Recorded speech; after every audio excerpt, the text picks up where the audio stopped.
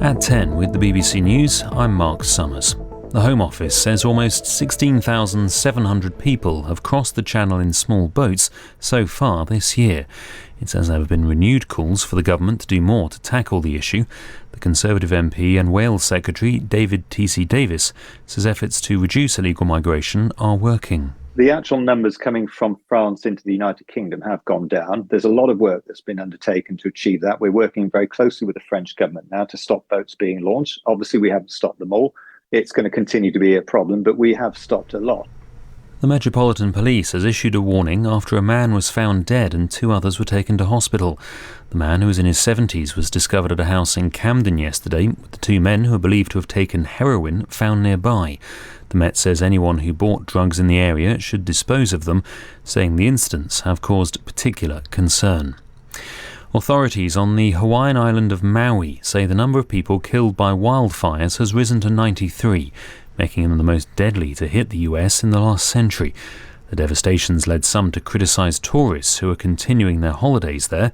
Jennifer Karaka is a volunteer from a local charity on Maui. We need all of our resources focused on recovering folks that have been affected by this. We need help. You've got the money to come enjoy on vacation. Help provide money for people to build their homes again.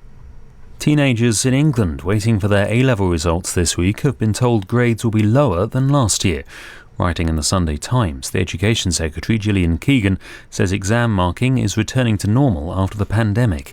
In 2020 and 2021, grades were based on teacher assessments rather than on exams. Bus-only sections of road in Sunderland will be enforced by cameras from tomorrow. It's as a warning period comes to an end, with fines of up to £70 now being issued to drivers who go through bus gates on roads in Silksworth and in Washington. A grace period saw the City Council issue more than 740 cautions to people who use the lanes at the 2 sites. Football and the late game in the Premier League today between Liverpool and Chelsea at Stamford Bridge ended in a 1-1 draw. The Liverpool captain, Virgil van Dijk, says they took positives from the match. We showed a very good, I would say, 20-25 minutes with and without the ball, very dominant, and obviously scored a good goal. I think after the disallowed goal, they got a bit of momentum, scored the equaliser, of course, and then it's time to find your rhythm again. And I think in the second half we did also much better. Meanwhile, the 2 p.m. kick-off in the Premier League also ended in a draw, finishing 2-2 between Tottenham and Brentford. It was Spurs' first match since the departure of Harry Kane. The striker joined German side Bayern Munich yesterday. That's the latest. You're up to date. It's just coming up to 3 minutes past 10. How do we are here? You are there. With Allan Beswick. That footballer called Virgil van Dijk. Do you think his friends call him Dick? Good evening. How are you? BBC Radio Manchester. I'm Allan Beswick. This is the Allan Beswick Late Night Phone-In, and I and the rest of the team are here until 1 in the morning. I know. The telephone number, if you choose to take part, is... well, it is if you don't, but it remains the same. But the telephone number to take part is 0800 218 2255. You can talk about absolutely anything. We have very few rules and even less shame. But 0800 218 2255. And the telephone is the only way you can take part in the programme. You can hear it via all sorts of things. BBC Sounds, you can hear it on the internet miles and continents away. But if you wish to take part, you still have to phone in. It's 0800 218 2255 because it's the Allan Beswick Late Night Phone In. Get it? Exactly. So if you want to join us, good. Today's papers, fascinating as always, because it's Sunday. Striking doctors are harming patients, so said the front page headline on Friday. He said, quoting the papers on a Sunday about Friday, but there you are. But there is an old expression, isn't there? My mum used it a lot, and it was, he who pays the piper calls the tune, which of course is true. But if the piper says, stuff you, the tune don't get played, then that's what happens. You don't pay me enough, I don't pay. You pay the paper. Oh, yeah, but I'm the paper, and you ain't paying enough, so I ain't piping. So you can yeah, exactly. Exactly. So, as the NHS grinds to a halt, the government says the staff are just being greedy. It might be so. Who knows? I'm not a member of the staff. I don't know. But there might be. Then again, they might not. Who knows? But what will happen is people will die. We've had enough strikes already to know that people have already died. But it comes down to who cares the most. Do the doctors care enough, leaving their patients to die? Not us, Gov, the money's not right, we're not coming in, you'll just have to snuff it, mate. The government. Those greedy pigs won't work for the peanuts we offer, you'll just have to die. The patients, I'm going to die, please help. Or you, who cares the most? And how do we get out of this bind? If you've got an answer, give us a shout on 0800 218 2255. And as half a dozen more asylum seekers drown in the Channel, I can't help but admire the courage, yes, courage, of someone who, in order to have a better life, is prepared to cross a 50-kilometre stretch of one of the busiest sea lanes in the world in what is little more than a dinghy. The wartime flotilla rescuing our soldiers from northern France in the early stages of the Second World War, the flotilla of little ships, the captains of those, some of them were just ordinary blokes in their weekend boat going across the Channel. They were regarded as heroes, and rightly so. But the boys in the dinghies now coming this way, they're treated as unwelcome scum. And the Health Secretary, Steve Barclay, said in an interview that we just can't trust Sir Keir Starmer with the NHS. Kettle pot black, say many.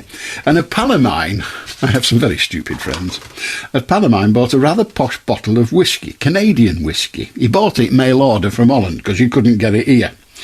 It's not available in the UK at all. You just can't get it. He looked. He tells me.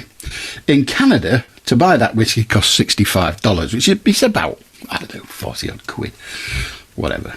Then he ordered it from Holland, costing 70 quid. So he's already paid an awful lot more than it's worth. But he got it 70 quid. All right, well, in for a penny, as they say. Then he got a letter, because it hadn't been delivered for about a week or so, and he got a letter from the Royal Mail saying they've got it at their warehouse and deliver it whenever he says. Pick a day, we'll deliver it then. However, before we do, you've got to pay the import duty of £33. This bottle of whiskey that he would have in its home country paid 45 quid for has cost him over a ton. Who cares? As I told him at the time, it's clearly got more money than sense. But you do rather worry, don't you? A £45 bottle of whiskey in Canada costs 33 quid in import duties. Why should the taxman get a cut? I sound like that sort of untied with rawness of it. I still do, really. Any road up, 0800 218 2255 to join in. How do Ray? Hi, Alan. I'd like to talk about littering in the UK. Now, the reason why I'm talking about this because I've seen it in my neighbourhood where people are littering and putting there's crisp wrappers on the floor and there's bottles on the floor, and then people will complain and go, "Oh, I've got rats in my house," but you're not putting it in the bin. If you put things in the bin, then rats won't come into your house. Yeah, it is extraordinary how much rubbish there is left in our streets. All of it dropped by lazy, idle, good-for-nothings who can't be asked walk into a bin. But I don't know how you change it. But the thing is, though, could you imagine if a tourist, a foreign tourist, he's on a bus and then he sees littering in the street, he'd be like, "Well, I'm not coming here again because we don't get littering in our country." Yeah, I mean, it is extraordinary wherever you go in the world.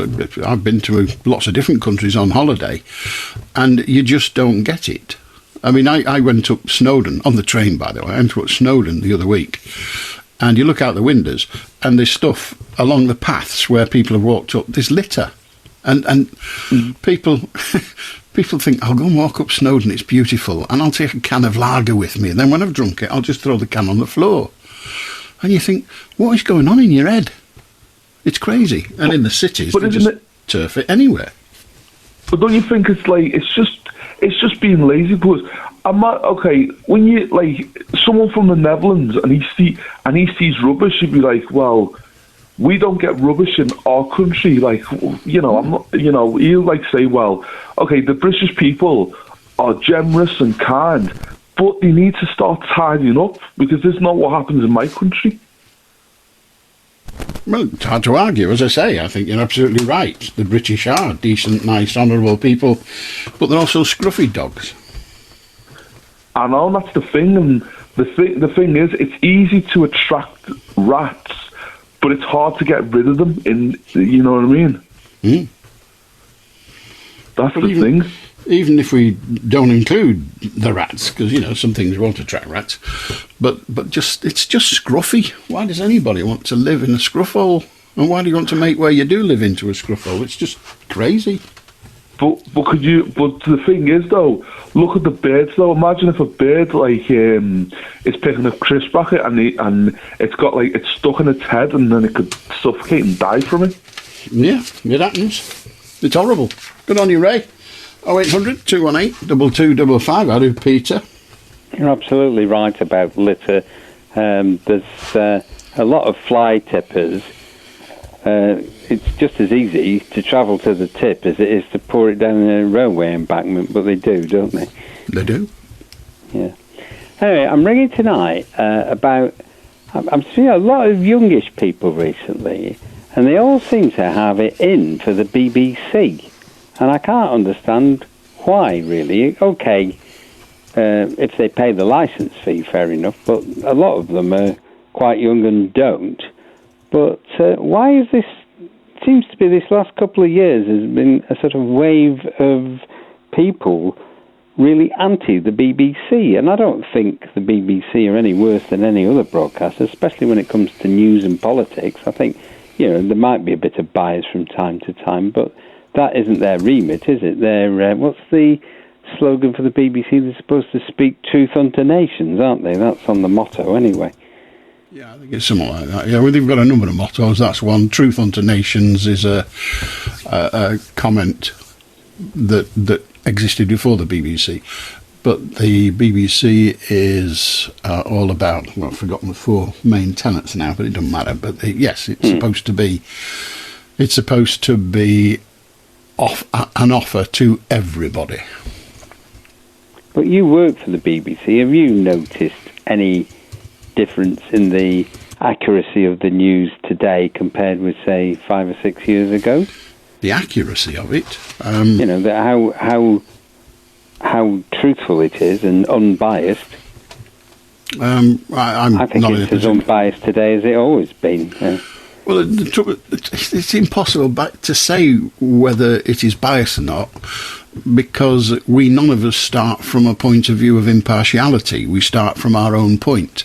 I remember a news producer saying to me many, many years ago, if you're getting complaints from both sides, that's a good measure of you getting it right. But they do try and give both sides to a story, generally speaking, whatever the issue, they usually have a spokesperson on with one point of view and one with the opposite point of view. But that gets tricky, you see, because sometimes you'll end up just by, if somebody holds a plainly ludicrous point of view, and you decide to do an interview about the subject matter on which they have a ludicrous point of view. Yeah. Do you give them airtime? Do you say, well, he's a guinea, so we must...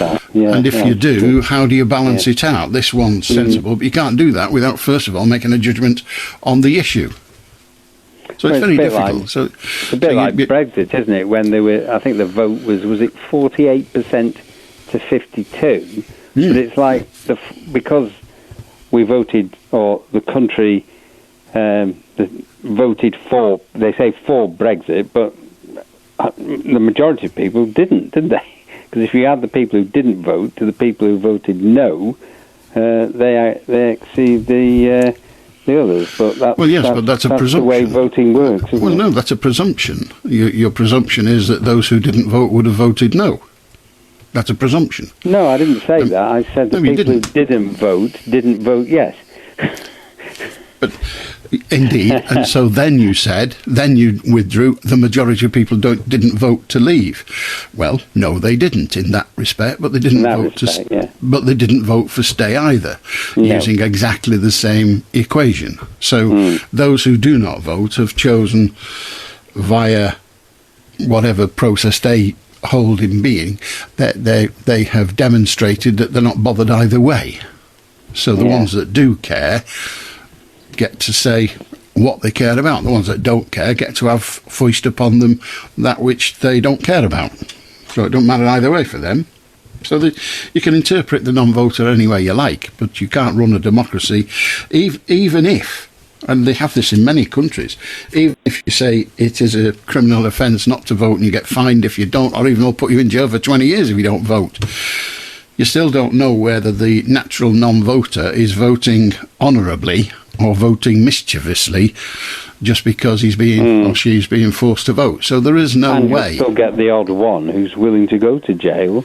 Well, you'll still get that, but more importantly, you can't make people express their view honourably. You can only record the view that they express. And that's why here you get a lot of people spoiling the ballot paper, don't you? Well, you don't get a lot of people spoiling the ballot paper. You do get some spoiled ballot paper because people sometimes don't understand how it works. Sometimes I don't mean that. I mean, you get some people who write, can't be bothered, or none of the above, and that kind of thing. You do, but they're less than 1%, I'm told. Is that what it is? Yeah. It's insignificant. It's not a lot, then is it? No, you're right. Okay. But going back to what I was saying about the younger people, how do you think the BBC is going to engage more with the young? Because as the older people die off, they have to target the younger people, don't they? Otherwise they'll disappear. Well, there are two schools of thought. The first one is that, yes, you're right, old people die. It's kind of a bad habit they've got. So old people die, but of peace young people become old people. So the reasoning used to be that as young people age, they want different things. They don't anymore want some DJ saying bang, bang, bang, wallop, and here's your music. They want something rather more sedate, so they perhaps go to Radio 2. And maybe they even progress and think, well, I'm sick of pop music, I'll have a bit of Radio 3. And then they think, I'm invested in this community, they're taking my taxes off me and spending them, I need to know what the buggers are up to. So they'll go to Radio 4. So that was the thought that people will progress. The local radio audience, the traditional local radio audience, is older than other, if you like, sections of radio, because local radio deals with the local community, and older people are more invested in their community generally than our younger people. But of course, yes, they'll die. As you get older, that's more so, isn't it? I would have thought. That was the thinking. Now, the BBC is not exactly chasing the younger audience, because it still has one of the largest younger audiences in the country, because it's got Radio 1 and various other stations that attract a younger audience, but it's also trying to go where younger people, and to be honest, the future lies for radio anyway, which is going onto the internet, using the term broadly, rather than just on radios. But the internet's a vast thing, and the BBC are a smaller and smaller voice in it, aren't they? I think a lot of young people tend to do podcasts. They tend to just play an ever-increasing field of choice, don't they, really? Well, yes, they do, and it's up to the BBC, if they're going to go in that direction, to make their services attractive to a larger audience than perhaps they are now. But it did say on the recent radar figures that the audience for the BBC online on BBC Sounds has actually increased dramatically. Yes, well, it will. And generally, the number of listeners has gone down across the BBC, as it has with nearly all of radio, to be honest. Well, that's because people are going... If I was to go out and buy a new radio today, well, this is not a moronic statement, I wouldn't. Why would I buy a radio? Why would I buy a gadget called a radio when, quite frankly, if I so desired, I can carry one round in my pocket? There is also a computer and a telephone. And have you got one of those little Bluetooth speakers at all? I think they're very good. And again, why would I bother with the radio? I can just tell. Well, that is my radio now. Exactly. Even though it's a few, as we talked about in the past, a little bit in delay, it doesn't matter. The sound quality is excellent, actually, these days. Exactly. And it's improved in leaps and bounds compared to what it was a few years ago. If you do a survey and say to people, do you listen to the radio, their honest answer might well be no, when in fact they do listen to the radio programme. Via the latest technology. Via some other device, But why wouldn't you? If I mean, in old days, you used to get a lot of hiss, you used to get interference with lawnmowers and goodness what else. You don't get any of that with the new stuff, do you? You get a slight delay and that's about it. But the sound quality is very good. And you can even do your Bluetooth through your stereo. A lot of the new stereos have Bluetooth now, and that sounds wonderful, actually, through the big speakers. But I think a lot of younger people don't really bother with big hi-fi speakers, which is why you don't see many hi-fi shops. They've got an excellent hi-fi stuck in their ears. Yeah, but to me, I'd rather sit down, this is just me personally, but I'd rather just sit down and listen to a really good stereo with a woofer and a tweeter and all the rest of it. And I think the sound quality is super. You can get that in your ears. Yeah, it's not quite the same, though, I don't think, but each to his own, eh? It is not the same. It is most definitely not the same. But whether it sounds any different is another matter altogether. Well, it's like all older people, stuff, older people use what they use habitually. If the BBC wants to appeal to younger people, and it must, then it has to go and use the process where the younger person is. Otherwise, they won't be heard. It's interesting, though, when a younger person comes to my house and listens to my stereo through the big speakers, they love it. Excellent. And they think, oh, not used to this is fantastic. Turn it up. I said, can't because the neighbour will complain, but you know. But what they're not going to do is think, right, I'll go and buy one of them. They're £1,000. Oh, well, probably not. No, I won't. I'll just put my earphones in because the quality's as good. But they can damage your ears, and to me, I promise you the speakers can listen. There is nothing that makes a loud noise that can't damage your ears. Have a good night. I'll do Arnold. Perhaps his ears are damaged. I'll do Sean. His ears are damaged.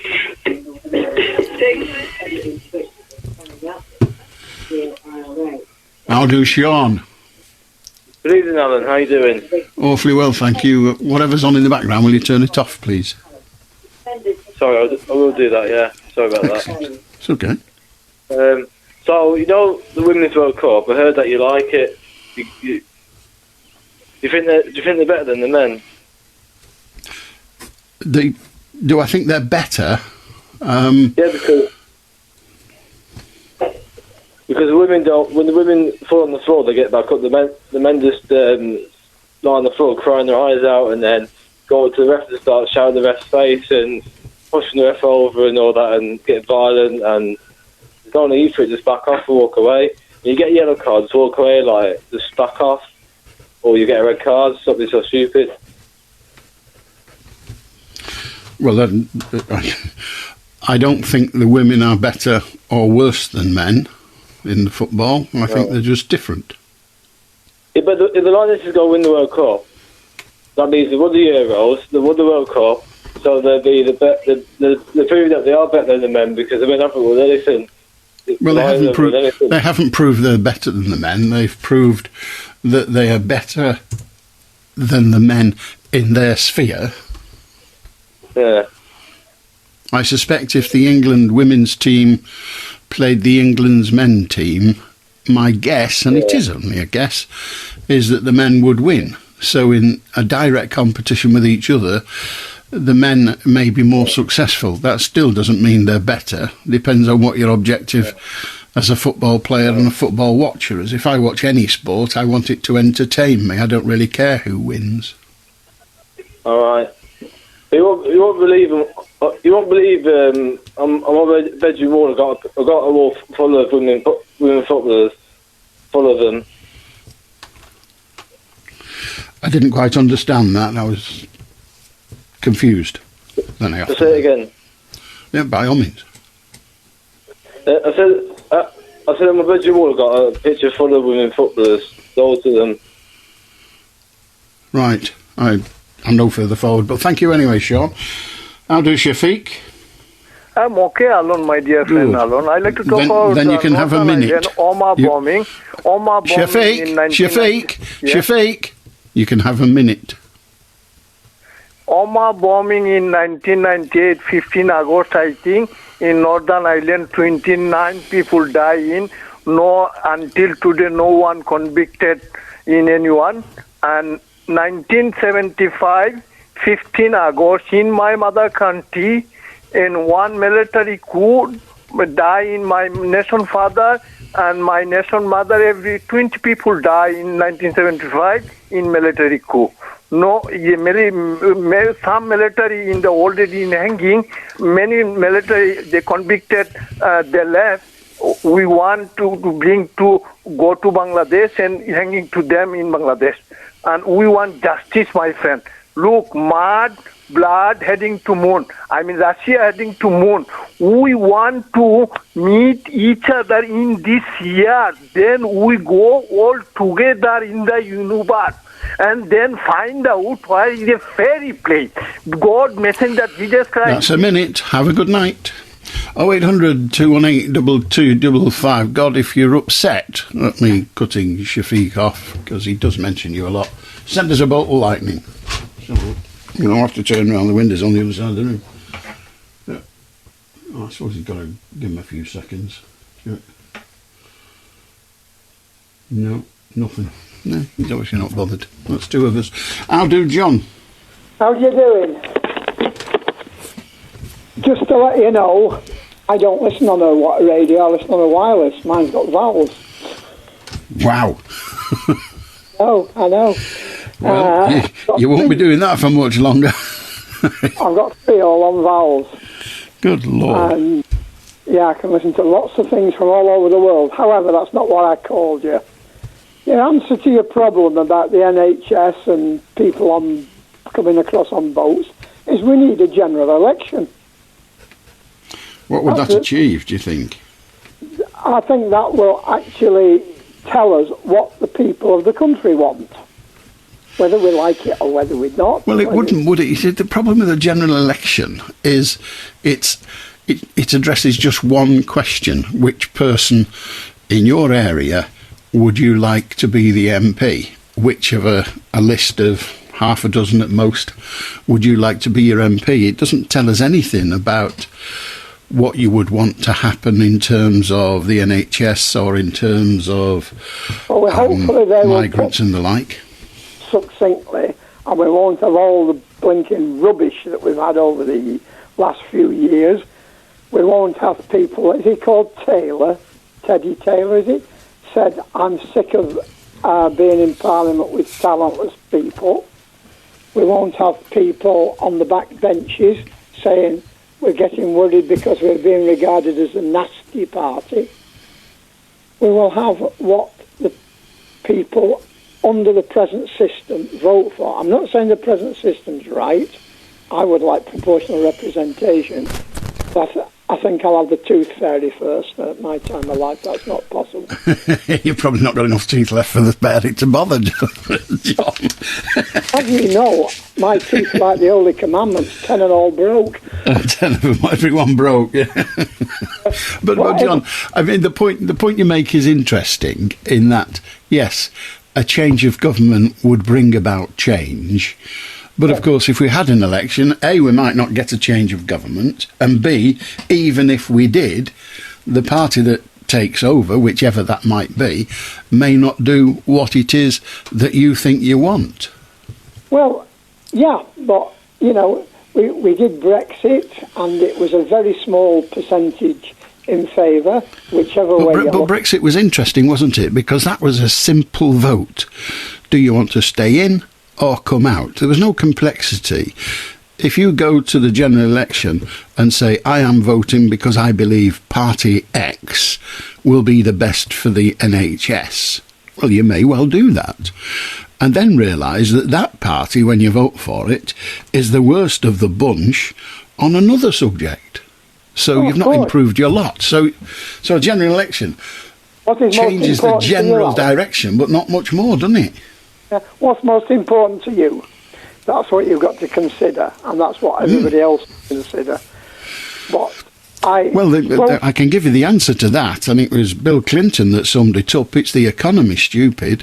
If you said to somebody, as a party, we will cut income tax to 10% for all, you'd win. Oh yes, yeah. So the NHS would be knackered because it'd have no money. We'd have no defence. We've hardly got any at the moment because we'd have no money. We'd have no decent roads. We haven't got any already, but we'd have no money. So all sorts of things that we currently have, you would not have because there won't be enough money to pay for them. But the queue of people wanting to vote for the party that says we will cut taxes to 10% for everybody would be all round the block. We do need some way of getting the meat of the problem to the electorate rather than people obfuscating all the time. The Harvard Business School, for instance, says the way forward for the UK would be increase immigration. So what do? We have a vote with listeria in it, don't we? We have a vote with what? Is it listeria? Listeria? Some nasty disease in the boat where we want to keep our immigrant people, isn't it? Oh, I see what you mean now, yes. I mean, yes, the Harvard Business School. That's our answer to it. Well, how do you stop? We will stop the boats. So they say. How many have died today? I don't know how many it is today. The great problem with the question how many have died is we don't know how many started out. We know how many died as a result of one boat sinking, but we don't know if another boat sank and nobody knew. I know. So we don't know how many have died. The latest figure is quite a large one, but the difficulty is we do need immigration. We do need people to come and do the jobs. But of course, you mentioned Brexit a little while ago. One of the campaign slogans of the Brexiteers was, we will cut immigration. Yeah, and we will get our borders back. Have you had your piece of the border yet? Because I've not even had a photograph of my piece. Well, we will get control of our borders was the statement, and we do have control. It's just not everybody obeys the rules. It's like we have control of the speed limit on the motorway, but not everybody stays below 70.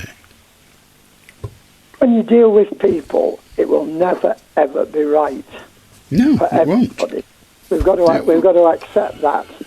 But when you have a health service facility who is trying to get staff just down the road from me here, and several hundred yards away is a German supermarket who are paying, we are recruiting, it says outside, and they are paying people more to look after a tin of beans than they are to pay people who look after a body. The health service is unattractive as a job. Yes, it is unattractive as a job, unattractive to many. But if you set out to make it more attractive, you simply have to pay more money. And if you pay more money, you and me will have to pay more taxes. That's unfortunately the solution. We have to decide what... Well, it isn't a solution, is it? Because as we've just said, that if somebody said we're going to cut taxes down to 10 pence maximum, 10% maximum for everybody, the queue to vote for it would be a mile long. And then they'd really be moaning about the NHS and everything else. Yeah, I still think that I voted for a party that was led by a bloke called Cameron. Mm-hmm. I've never voted for a party that's been led by Uncle Tom Cobley and all since. Well, the problem is, you see, that we don't have that kind of an election. When you vote, there was nobody, as far as I'm aware, there was nobody on your ballot paper called Cameron. Nobody. Well, no, but when he was giving his speech, he said to me and other people who are running charitable organisations, I will buy you all a bus. Mm. Now, that was Cameron that said that, and I got 75,000 quid off the government to buy my charity a bus. Right. I've never had any offer since from any political leader who has said they will help the charity at all. So some might say that your 75,000 quid bus turned out to be rather more expensive than most people thought. Well, he bought, I think it was 300, if I've got my finger on the pulse there. I think it was 300 charities. Some might say that was a bribe. Some might, and some might say only suckers fall for brides. But you did, sure, right? Yeah, I still didn't vote for him, but... Right. Well, in that case, that was double-jointed sneaky. I quite admire you, but you have a good night, John. How do, William? Hello, Alan. Hello. Hiya. I hope I didn't mishear what you said, about talking about people coming over in boats to the channel. Uh-huh. And you mentioned the word scum. That's how people treat them, yes. Treat who? The people coming over from France? The asylum seekers, yes. Well, when you say asylum seekers, are asylum seekers people who legitimately apply to go to a country? Some legitimately apply, some come without applying. No, but using legal means to get into a country. Isn't that an asylum seeker? If one does it as a legal means, yes, but that isn't who I referred to. I specifically said the people who are coming over in little more than dinghies, and they aren't the people who have applied legally. So they arrive at this coast, and, as I said, they are then treated by many as unwelcome scum. No, I don't think they're treated as unwelcome scum. That's a terrible word to use. That people, they're not welcome because they're not going through the right channels, because there are right channels, genuine notwithstanding the existence of right channels, do you think the people who arrive at our shores in dinghies on the south coast, inevitably, because it's nearer to France than anywhere else, arrive on the south coast, do you think they're treated, well, you tell me, how do you think they are treated when they arrive here? I think basically they're treated very, very well. When you think of the countries where they've been, and they've come all this way. We're not comparing it. No, William, we're not comparing that they're treated better than they would be in their home country. I'm just talking about how they are treated by we the British. Well, I think by we the British, I mean the government and others. Well, I think they're treated, the people who land here, whether they're illegal or they're legal, they're treated exceptionally well. We as a nation are the most welcoming nation in the world, because we are so tolerant, we're so amenable, we really do welcome people. And even those people who turn up illegally, who've spent thousands of pounds to get across the channel, we treat them the best in the world. You tell me a country that would treat illegal immigrants the way Britain does. I don't know how other countries treat them, but I think many people...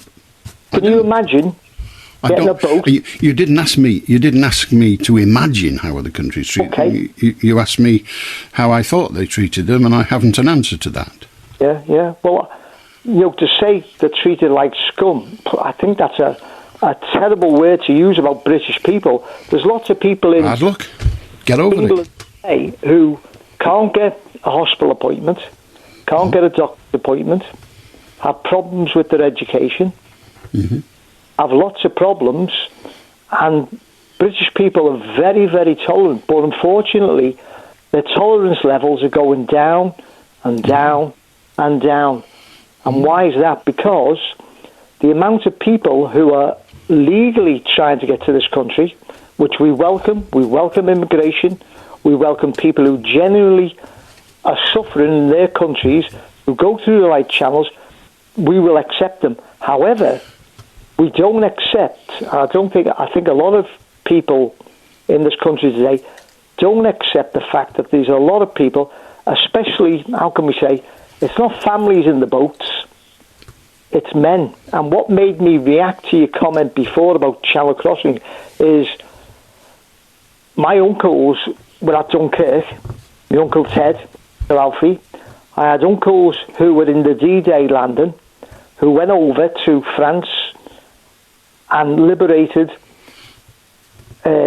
Europe from Germany. We welcomed Poles, we welcomed people all over from Europe, Jews, you name it. We welcomed them. Why? Because they were here because they were legal. What I don't accept is these people fought for the country. They stayed, they fought for the country. Yet you've got all these young men coming over who are supposed to be coming from war-torn countries. Now, why don't these young men stay and fight for the country? I can't answer that, and my comment at the beginning, the one that you started to respond to, was that when these people arrive on the south coast in their dinghies and what have you, I think they are treated like scum, like a lot of people. If somebody says, and we can see it most evenings on the... If you see most... Where to use that? Well, it doesn't mean it's wrong.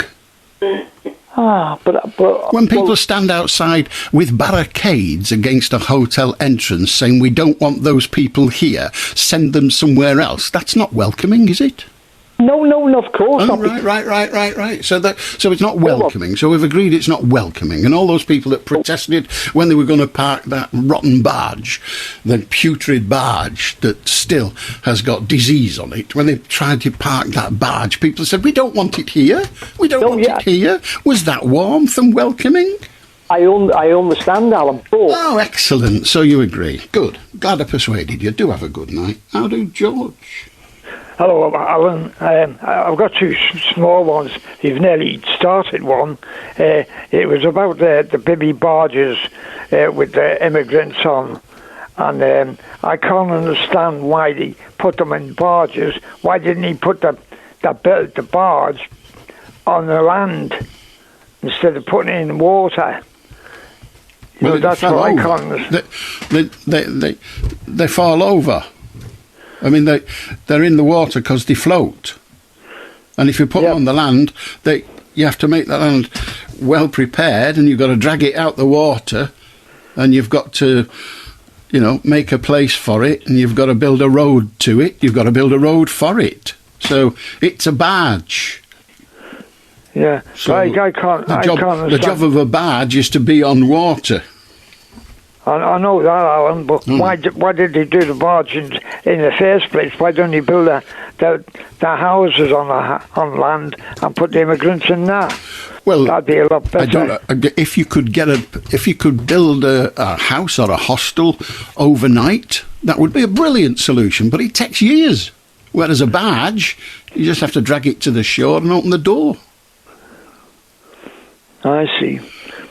Anyway, I've got one other point, please, Alan. It's very short. It's about... I really think... I said to you 2 years ago, maybe you don't remember it, but I do, and I said to you that the world is coming to an end, and I really believe... I'm 89, and I really believe that it is the way all these fires are happening in different countries, what's never happened before in Portugal and places like that. And America places, these fires. Have you got a time scale? Because it's hard to argue that the world is not coming to an end, because of course eventually it will. It might be 1 billion or 3 or 5 billion years, but it will. So do you have a time scale for your prediction? Because otherwise you're right. If you say the world's going to come to an end, I've got to agree with you. But if you say it's going to happen next Tuesday, I might question you a bit more strongly. So have you got a time scale? Well, I hope it doesn't, Alan, for the young ones. But the young ones won't care. They'll be as dead as the old ones. But you said you mentioned it 2 years. It's not happened yet. So are we now safe for another 2 years because you mentioned it again? Okay, Alan, thanks very much. Oh, so the answer to have you got a time scale is no, but all right, thank you, George. George says the world is coming to an end. So does the Bible. How do Arnold? No, Alan, there's more problems now than ever before. The world's always had its problems. Now, like in the Middle Ages, Nostradamus, the Doomsday Book, was that 1066 on, or the Battle of Hastings? 1066 was the Battle of Hastings. It's the only date I do know from history, but that was the Battle of Hastings. The Vikings used to come over raping and pillaging, didn't they, in the South Pole? That's what was said, but since then historians have rather poo-pooed that idea. Well, as a Catholic, I go off what's said in the Catholic Mass. I would say I was very sorry to hear about Tina Turner Day and Sinead O'Connor. I was very unhappy. 56 and so 86. It's a long-term illness, though. Well, everybody dies, Arnold. Yeah. Well, I'm aware of that since I was very young, and I would like to say I hope you have a happy retirement, Alan. Do you know when it's looming, or it's not looming yet? But I don't know yet. And you won't be taking any other jobs, you know? Payment. No. And well, definitely for not payment. Yeah. I know. You can hand your notice in and get. What's that mean? In lieu of notice, is it where you work a week in hand? No way you hand your notice in. You know, P45. The old P45. I mean, the old job setters or cards of balls. The old job setters, like wrong side job setters or more side job setters. Remember when last orders was out? I remember when there was no football on a Sunday or no bookies open on Sunday. I remember when there was. Yeah. Corner shops, no supermarkets. Corner shop. How did you do in COVID? And Alan, did you get COVID? I didn't. I don't know. I've always, your health. How's your health now? Got any headaches, Alan? No, thanks. Headaches. Okay. I tell you what, Alan, the kidneys lower back, punching the kidneys. Well, I'll try to not get one. Well, I'd like to overall give you a congratulations on your long career, Alan. I would like to say you must have had what are your biggest highs and lows? You got a few of them, or too many to mention? Well, you can't have a few biggest. Only one can be the biggest, and only one can be the lowest. But I've no idea. Yeah, you got any Sunday papers there, Alan? You got any newspapers there Sunday? England women did well. England women. They did. And, if you're talking about football, I mean England women. Yeah, football. Yeah, that's what I meant. England women's football. Checking. And Newcastle won 5-1. Newcastle United. Man City won at Burnley. What score was it tonight, Alan, for Liverpool Arsenal? I don't know. I think I heard on the news it was a draw, but I don't know. Oh, right. What would you say? Can I sing you a song, Alan? Or would you shut the air? What's your final? Do you still have a song? Do you still have a last song at 1 o'clock, Alan, or 12 o'clock? Well, I don't have I don't have a last song at 12 o'clock on account of I don't finish till 1. Yeah, can I just say, I don't know who's more famous, you or me. I've got hordes of fans listening to me coming on. Well, I haven't, always so recognise it must be you. Yeah, I don't doubt it. Yeah, I mean, just my Mancunian tone. You get a loaf of bread in the morning, Arnold. Your wife, my ex-wife, was very good to me, but when it comes to the party, it was quite amicable. Sharon swimming. My daughter's grown up now, 22, talking to me, Chris, 28. How many dogs do you got on? Do you ever keep dogs? Pets or anything? Tortoise? I don't have any pets. Yeah. You're not an animal lover, or you don't believe in vivisection? I think that's illegal. Hey? Hey, What charity's well, that Oxfam shut down, didn't it? Oxfam charity because it's dealing in Haiti. No, Oxfam is still going. Well, if you support cancer research or mind charity shop or anything. Well, I don't know what you mean by support. I wish them all. I wish them all well. My dad where my family are buried these days in Tipperary graveyard. I'm to graveyard in Galway for my dad. Tipperary, that's a long way. Have a good night, Arnold. How do Gary? How are you? Awfully well, thank you. Have you heard the bad news? I've no idea. The world's coming to end at midnight tonight. Well, that's a bugger. I'm supposed to work till 1, so I'll get an hour off. That's brilliant. No, that what you said. The ending's coming to an end. The ending's coming to an end. The world's coming to the end. Right, at 12 o'clock tonight. Yeah. Right then. Will you remind everyone who comes on the phone the world's ending tonight? No. Why? I'm a rat. You are? No, I'm quite cool.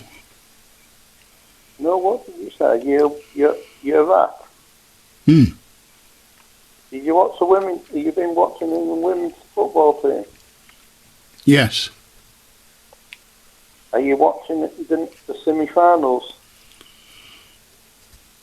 Not now, no. They're not on. When they play, are you going to watch it? That depends when they play. Tuesday, 3:30 in the morning. I haven't watched any of them at 3:30 in the morning. 8:30? Oh, I don't know whether I watched any at 8:30. I doubt it. Why? I can't remember watching anybody at 8:30. I'm usually on at the gym. At the gym on the Tuesday morning? Yeah. What do you go to the gym for?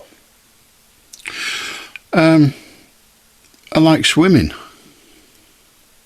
How can you like swimming on the gym? Gym where you keep fit. Swimming where you go into a swimming pool. Well, the gym has a swimming pool at it. It doesn't. Well, the one I go to does. You need to pay a bit more for yours, obviously. Because keep fit's where you do exercise inside the pool. Well, listen, I don't know whether the gym I go to has a swimming pool or not, but what I do know is it's a bloody big rectangle, about 6 foot deep, full of water. Now, I just swim in it. I mean, it's probably there for cleaning the pigeons or something, I don't know, but I swim in it, because I'm naughty. You swim in it? It's against the law. What, swimming in swimming pools? Yeah, you end up drowning. Well, drowning's not against the law. Drowning is, yeah, but you die. Well, that doesn't make it against the law. Nobody's ever been prosecuted for drowning. No, you'd have to drag a soggy corpse. You get this corpse out of the water, you drag it to court. No point handcuffing it. You drag it to court and you say, we find you... you are charged with drowning. What do you plead? Come on, speak up, man. What do you plead? Speak up. Not guilty. What do you plead? They can't say not guilty. They've just drowned. You're guilty. I'm not joking. You said drowning's a crime. It isn't. Being an idiot's not a crime, which is okay for you, but you could drown as well if you're in water, but you're not because you don't know how it works. Have a good night. 0800 218 2255. I know. Don't look at me like that. George Michael, careless. 0800 218 2255. If you wish to join us, you will be more than welcome. In the meantime, we'll have a look at the morning's newspapers at Sunday mornings. There's this horrible story.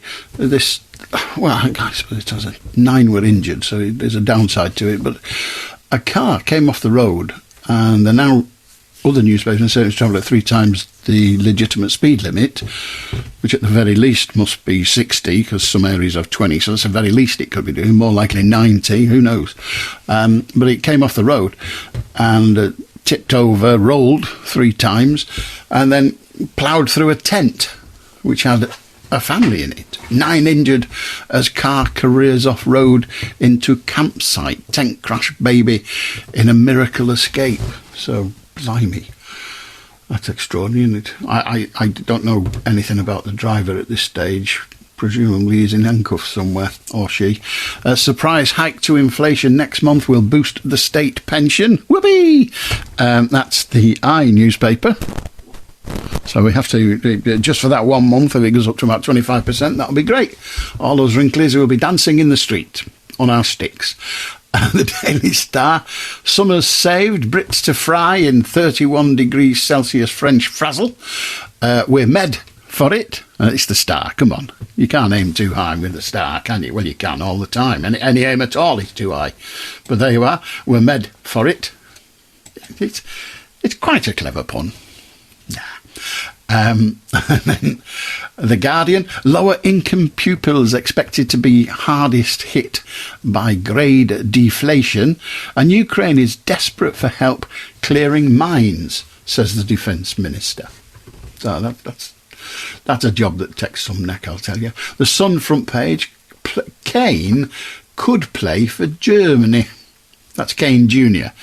Harry's top number 4 will qualify for rivals if he's born in Munich, which is fair enough. If he's born in Munich, he could play for Germany. But what's the chances of the kid being as good as his dad at football? That's a rare occurrence, that the child of a superstar, sport, whatever sport, the child of a superstar at sport is usually not a superstar in their own right later. It does happen before somebody starts ringing in with hundreds of demonstrations of how wrong I am, but it's not the norm, because it's hard to be a superstar at sport or anything else.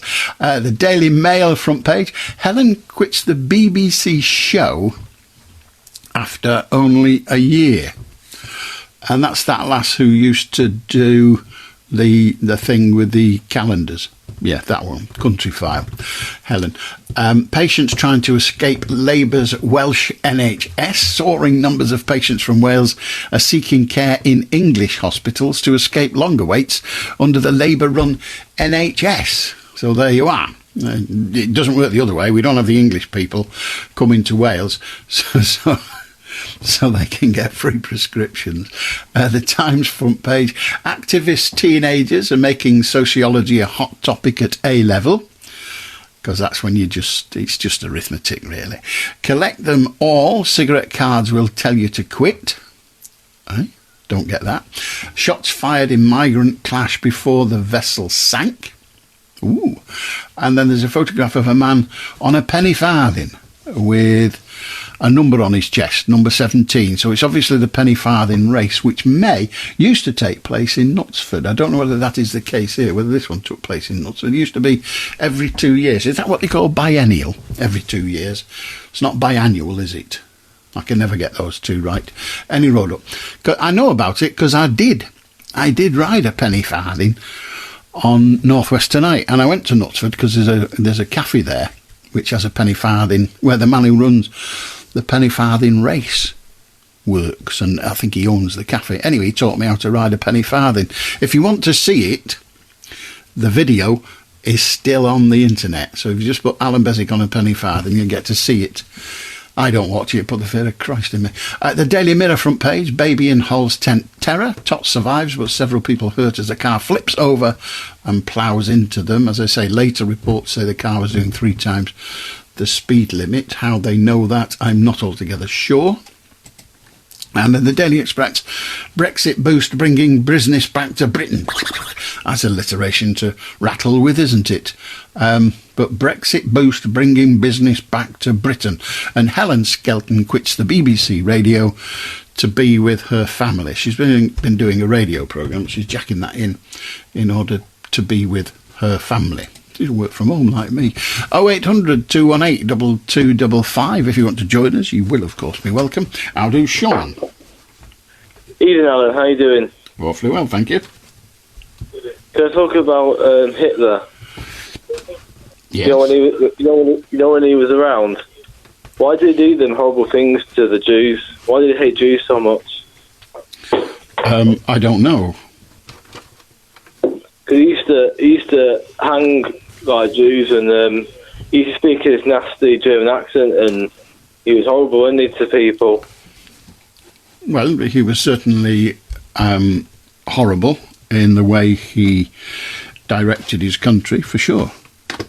But why? I don't know. Yeah. But he made his men do horrible things to people, like kill people and shoot people for no reason. And he was just a really bad person, and he died.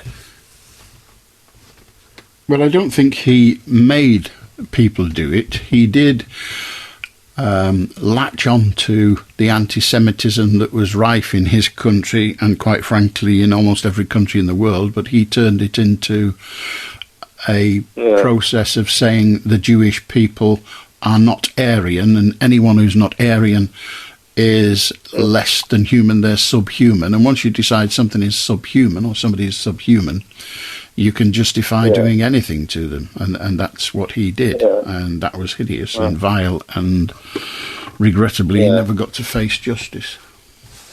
All right.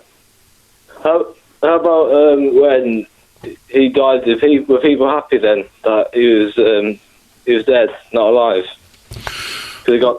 Well, he took his own life and that of his then wife. Apparently they got married immediately beforehand and then killed themselves, so he took his own life rather than face the medicine.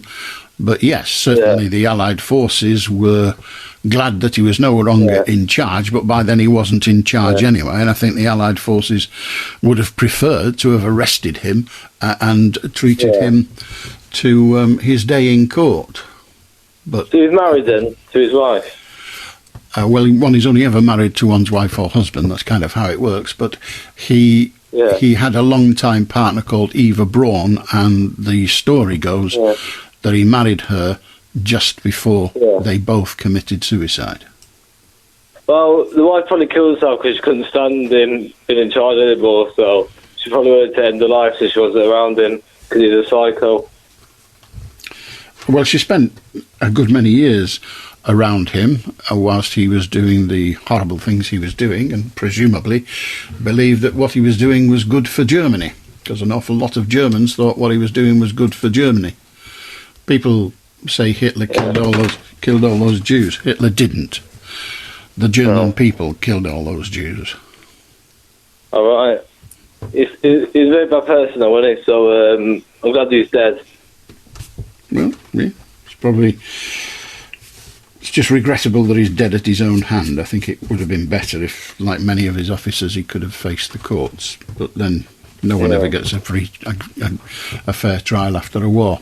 Well, good on you, Sean. 0800 218 2255. If you want to join us, you can. It's 10 minutes past 11. We're here until 1 o'clock, and you can talk about absolutely anything. And somebody at last, I finally found someone that agrees with me on something. I know, I'm startling but it's even more startling when you realise who it is.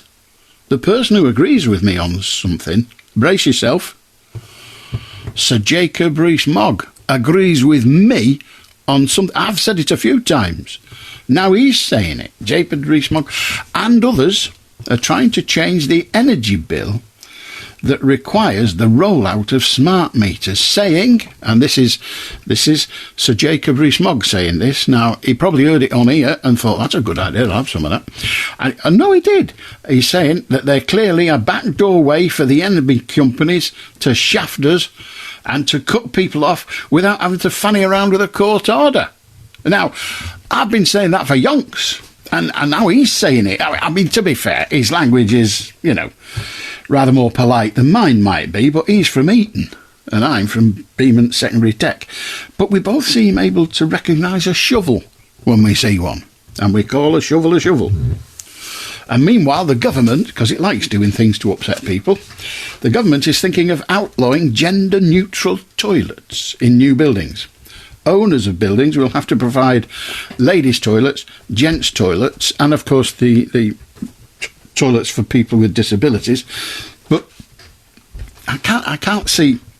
Well, I don't suppose men will be bothered much, will they? Men, they'll pee anywhere. They're not bothered. Dirty pigs. But women will be. Women will once again be glad that they don't have to pee with a peg on their nose in a mixed gender toilet. God alone knows how the other 15 or so genders will cope. I've no idea at all. But at least you'll be able to choose between a man's toilet and a woman's toilet. And I've been in both, once by accident in the woman's, and the man's, they always stink. Because men, as any woman will tell you, are dirty pigs. It's just the way it is. There's nothing we can do. That's how we are. Follow you, follow it, follow. I don't know what it means, really. I don't suppose Phil Collins, did he write it? I know he sang it, but did he write it? No, I don't know. 0800 218 2255. How do, Sam? Hello, Alan. Hello. Can I talk about the NHS? Please do, yes. I phoned up 119 last week, and they told me that the COVID vaccinations were no longer available. Mm-hmm. And they stopped doing them from last June. And I phoned them back to double, to make sure, and I phoned my doctor, and I was told the same thing. But since then, I found out in Blackpool, that's where I come from, in Eden Way, they've got a vaccination centre that you can just walk into, COVID one, without any appointments or anything. But I phoned up the NHS, and I was told that the injections were not available. Right. Well, that's a bit of confusing. There is a COVID booster available, but it's not available to everybody. The autumn COVID booster this year, and it's available to. This wasn't the booster. I've been since 2019. I've been in lockdown because I've been bad health, and I tried to get my vaccinations, because I'm getting better and I can get out now, and I wanted to get my vaccinations, and that's what I was told. But they were not available. They've stopped being available from June, and I haven't had any at all. Right. Well, if that's what the NHS have told you, then that's what must be the case. It's not.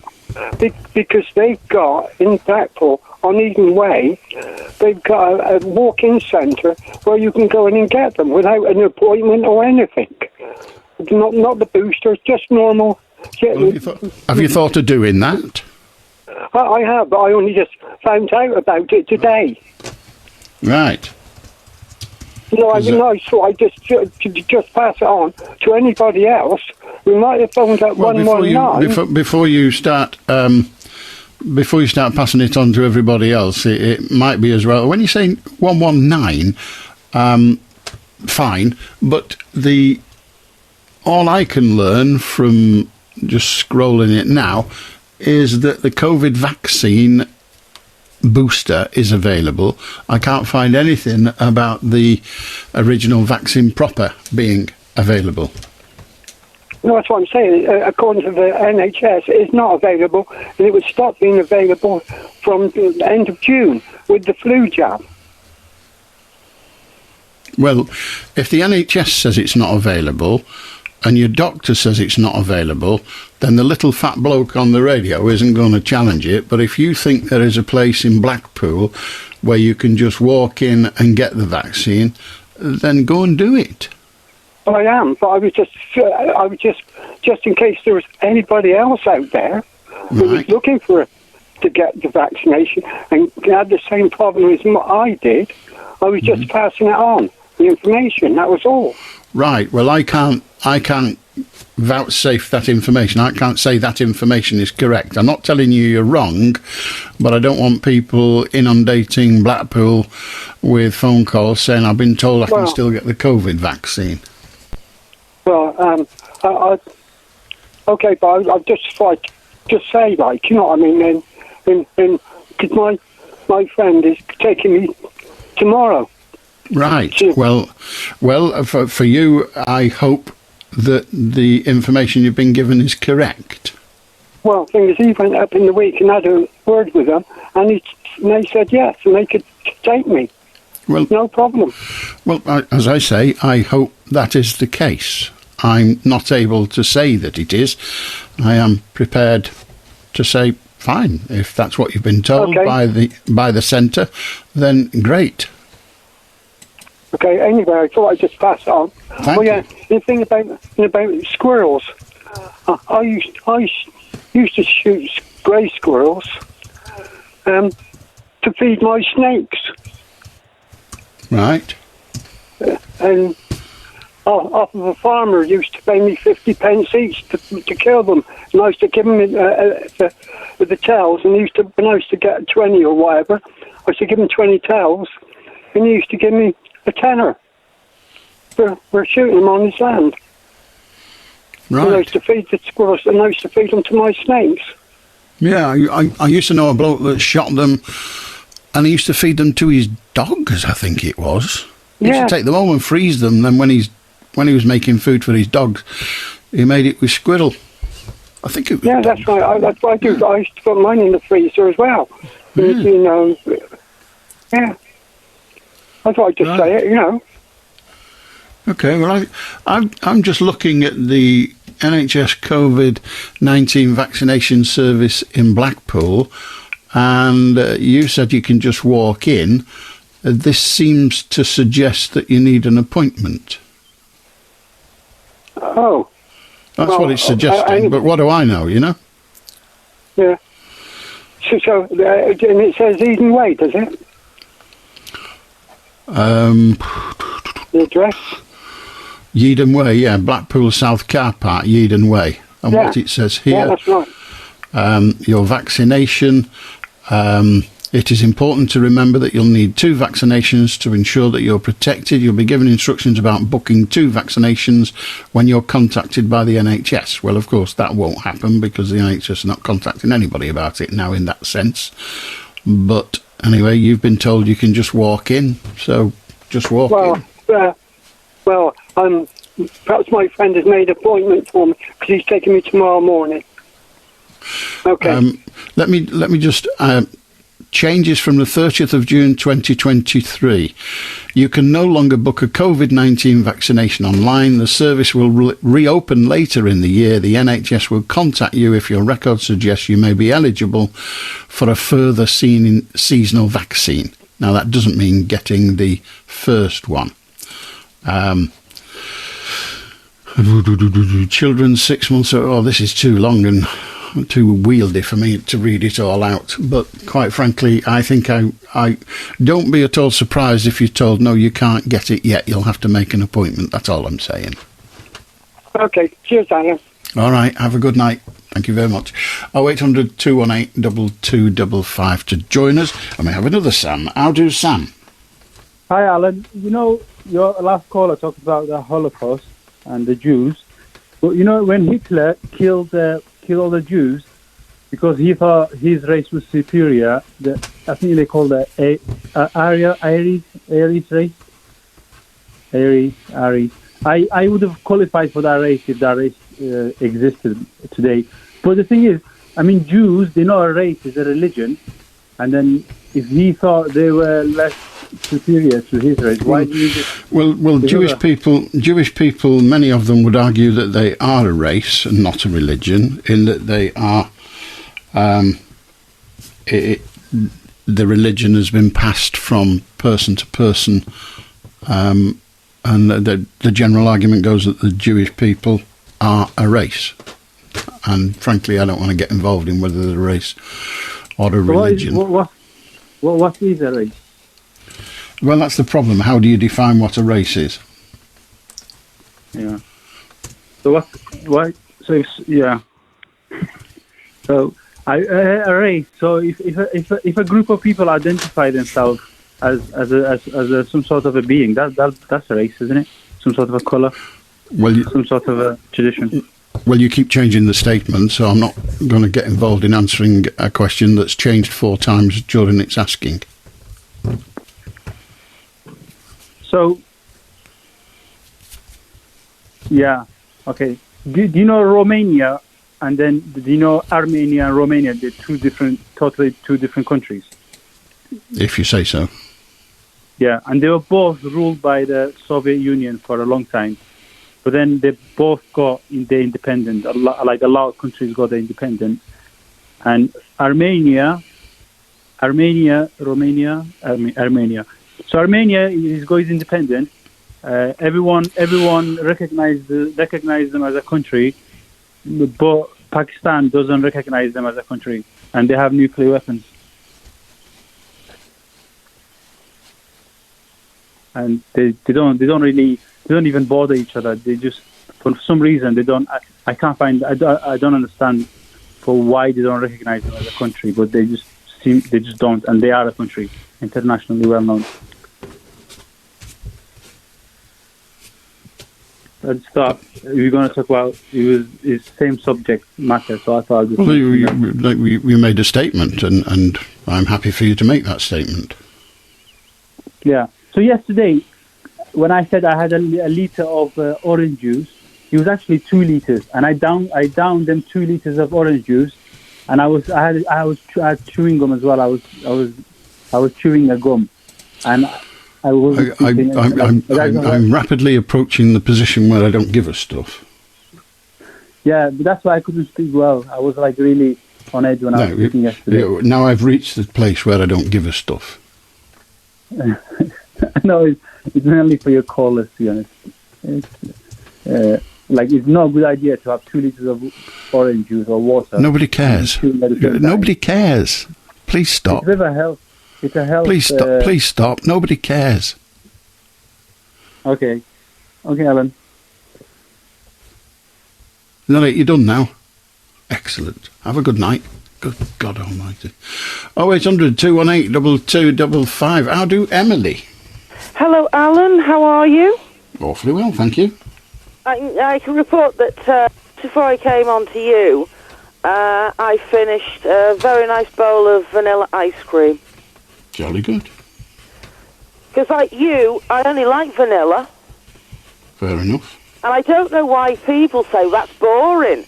A good vanilla ice cream is absolutely exquisite.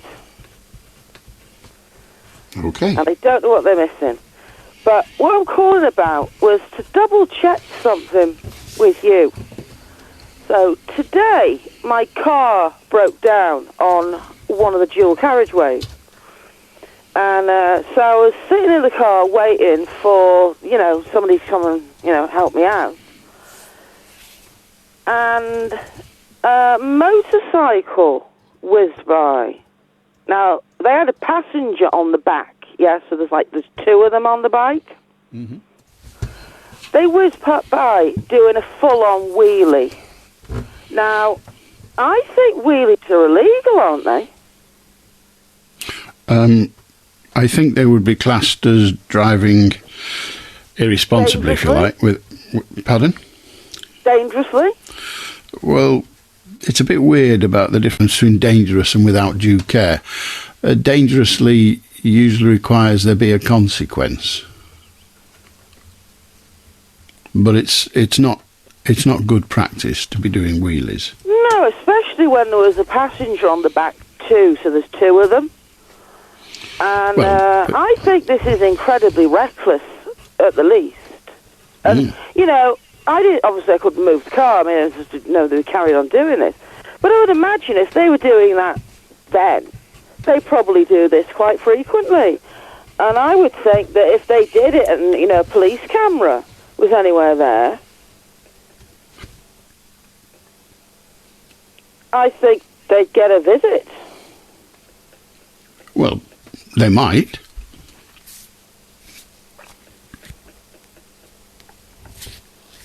So, are we thinking it is illegal, or it's only illegal under the consequences?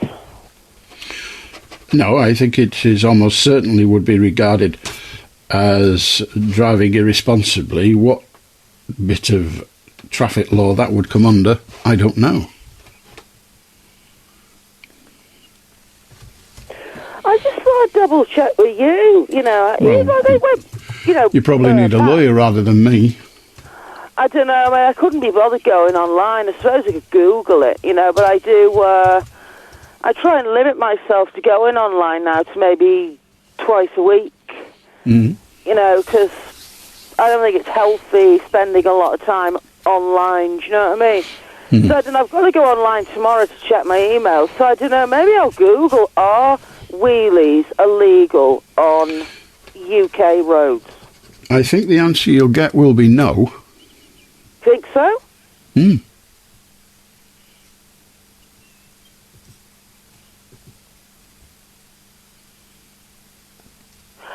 I mean, from a safety perspective, it's they could kill themselves. Well, if they skidded or something, or they lost control. You could also kill yourself. Crash into another vehicle. Yeah, there are lots of things you could do, but your question isn't: is it illegal to do something bad whilst doing a wheelie? Your question was: is a wheelie illegal? And I think the answer is no. I think the answer is no. I don't think there's any law that says you're not allowed to do a wheelie, if you like, on a motorcycle. On a motorcycle, wherever it is. So I don't think it's illegal to do a wheelie, but somebody may be prosecuted for something else, such as dangerous driving or what have you.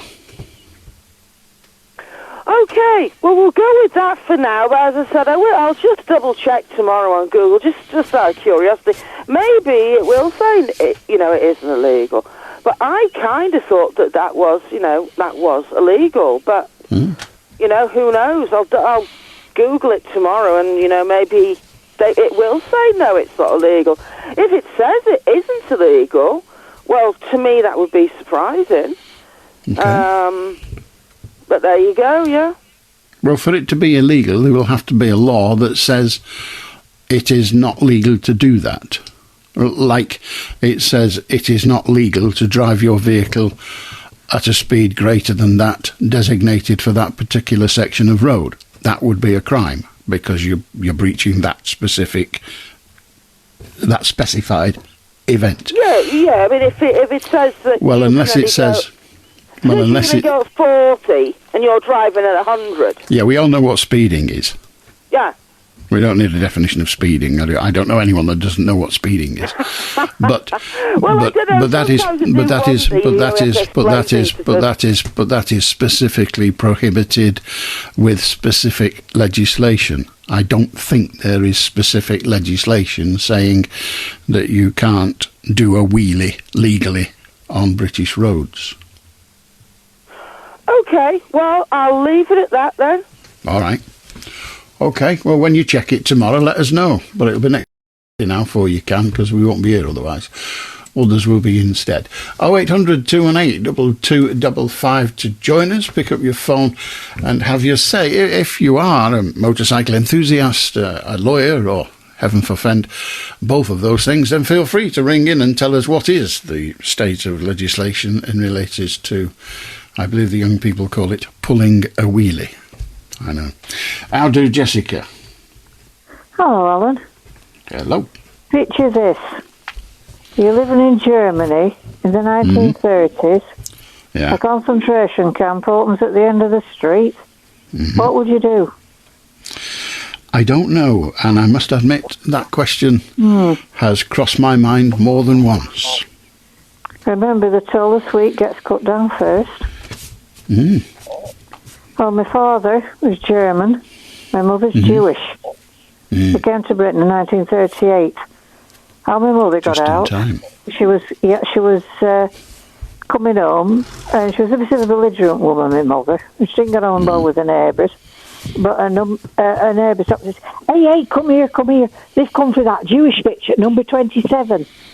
And my mother was that Jewish bitch at number 27. Come on, because if you can watch it out at kitchen window. Pulled her in with another woman there. They got some money together for housekeeping. Another woman had gone to school, got my older brother out, and managed to get a message to my dad. And that's how my mother got out of Germany. So German people did do things.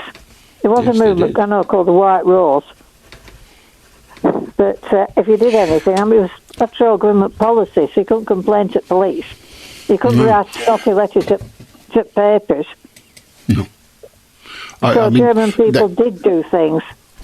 And there were many German people who did honourable things too. Many German people put their lives at risk protecting Jewish people and others who were decided as less than Aryan, therefore not worth having. I mean, such courage is immeasurable. Yeah. And if your mother was Jewish, Jessica, that means that you are. Yeah. Well, I'm Jew-ish. Because very good. Yeah. But that's the line, isn't it? Yeah. It passes down the female line. Yeah. And imagine what it was like going to school with a name like von Dusseldorf, Jewish war. Yeah. It was fun, however. I know, it must have been really horrible. Yeah, it was a Catholic school too. It's made it worse. Maybe, I don't know. But that's why a lot of people did change their name. There's a pal of mine who is Jewish, and he doesn't have a Jewish name. All names are Jewish names, like all names are English names. You know what I mean? But I said to him, "What was your original name?" And he's never told me. Never told me. He just says, "My name is this." You know, like Smith or Jones or whatever it is. It's neither of those, but you know. And I said, "Well, come on. What's your name? What was your name?" And he says, "This is my name." I once asked a black woman who I knew and liked, and was a colleague, and she was. I'm trying not to be racist now, but she was one of those black people with a very shiny black face. There are different types of black face, and I said, "Where are you from?" Meaning her antecedents. I didn't realise, I was so immature, I didn't realise that was a racist question.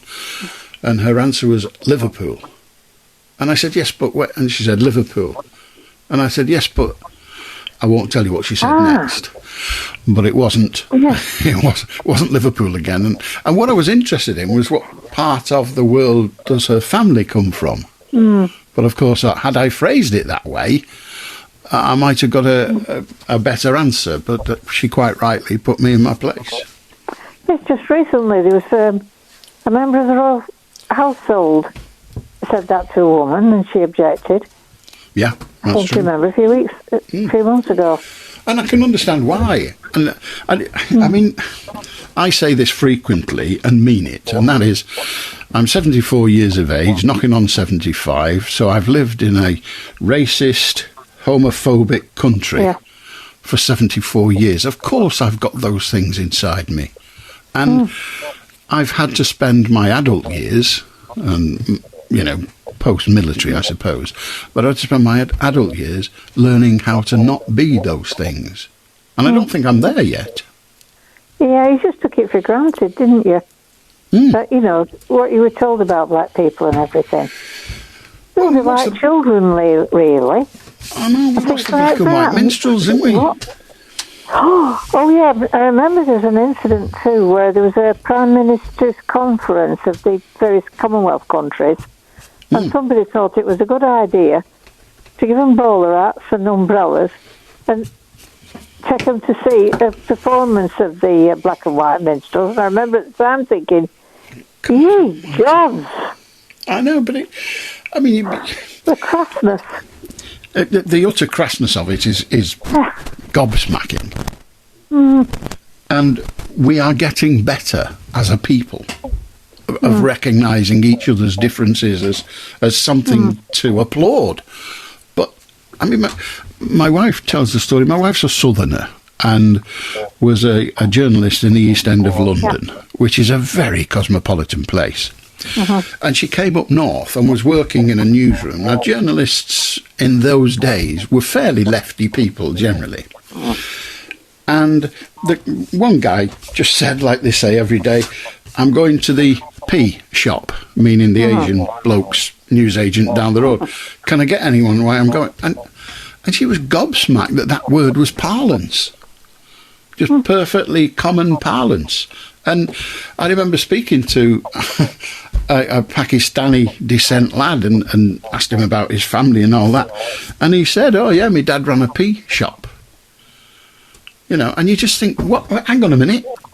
What's going on here? You know, and it's just, it's a very, very long process. And I've not got, you know, I've probably got another 25 years. And I don't think I'll get to the stage where I am no longer troubled by being racist, homophobic and all the others. I don't think I'll make it. I'll be there before you. Some people tend to forget that Jesus was Jewish. I know. Jesus wasn't a Christian. I know, he wasn't. Because they even celebrate the circumcision, don't they? The Christian religions celebrate the circumcision. And I don't know, I don't think it's anything I'd want to celebrate, but, you know, it happens. Have a good night, Jessica. 0800 218 2255. It is difficult. You know, to this day, I say something and I sometimes say it before my brain does the work on it, and I think, hang on a minute, that was ish. You know, it was one of the isms, and it's hard. It's really, really hard. And when I do it, people point it out to me, and rightly so. It's the radio producers.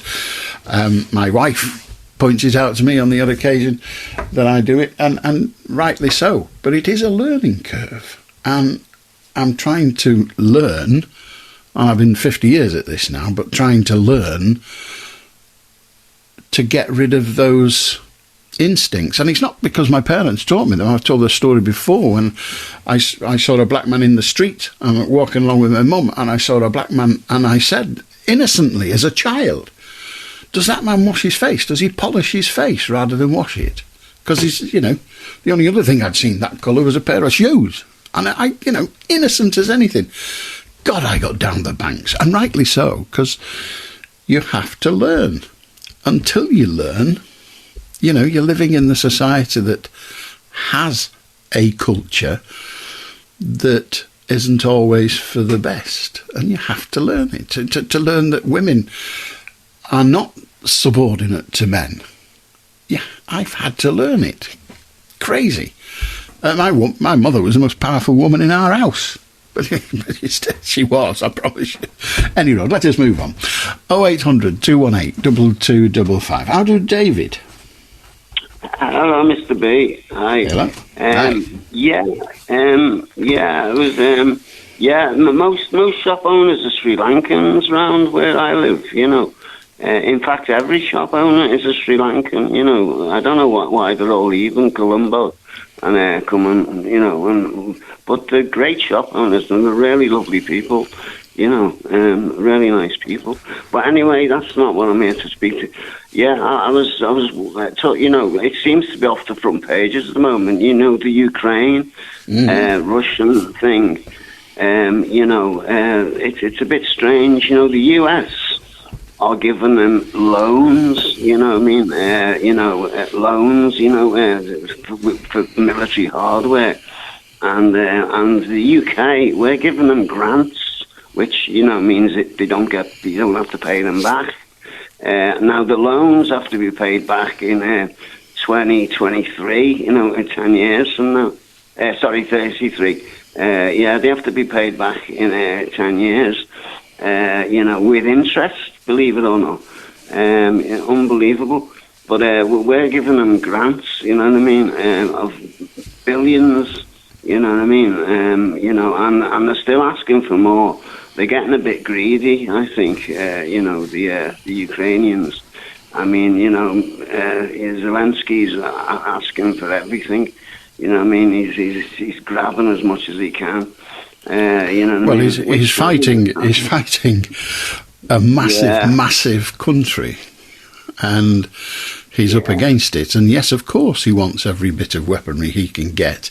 The way that it works, the Americans, the president doesn't have the power to give money to Ukraine, so they have to loan it. It's rather like the Second World War. It's only about 15, 20 years ago that we finished off paying the war debt to America. Oh, I thought we were still paying it off. No, I think that particular debt, the war debt, I think that's paid off. But again, in order for America to supply us with the weapons we needed to fight Germany without the Americans, they would have had to get it through Congress and the Senate, and he would never have got it through both houses, so we wouldn't have got the aid. We wouldn't have got the weapons. So he lent them to us. And it's the same with Ukraine. In order for him to give the money, the president to give the money or the weapons to Ukraine, he would have to have the sanction of he has to get sanction to loan, but it's hard to deny a loan when the rules are you pay it back. But we don't have to do that. Our Prime Minister seems to have the power to just say, yes, send them everything, who cares? Yeah, let's just give them grants, and and you don't have to pay it back. Which I mean, we're in a pretty well, right? We're supposed to be the 5th biggest economy on the planet, but when the people on the streets aren't. Do you know what I mean? So like, it's a bit ironic, you know what I mean? We're giving handouts to like a war, right? It's a war-torn country. I understand that. But, I find it a bit, strange that, you know what I mean, we're giving grants out to people who are, who are actually, they're suffering a lot, but, but we're suffering a lot over here as well, so it's a bit... But we're not getting machine gunned in our beds, are we? No, it's not that bad at the moment. But so, the problem always with charity is if you believe charity begins at home, that's fine, and you never give anybody anything. But if you say, we should give people help, but not until we're all well fed and comfy and got 2 cars. Yeah, okay. So, it's tricky. I'm not saying you're wrong. I'm just saying that at some point you have to say, well, okay, we are not. Every person in our country is not comfortably off.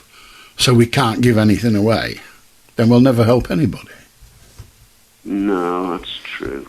Now that doesn't mean that's all right. That doesn't mean I'm saying that giving stuff away to Ukraine is the right thing to do. I don't know. It may yet turn out to be wasted money because they lose. But at the moment, they seem to be doing all right, nearly. Yeah, nearly. Yeah, that's right. Okay. Good on you, David. My pleasure.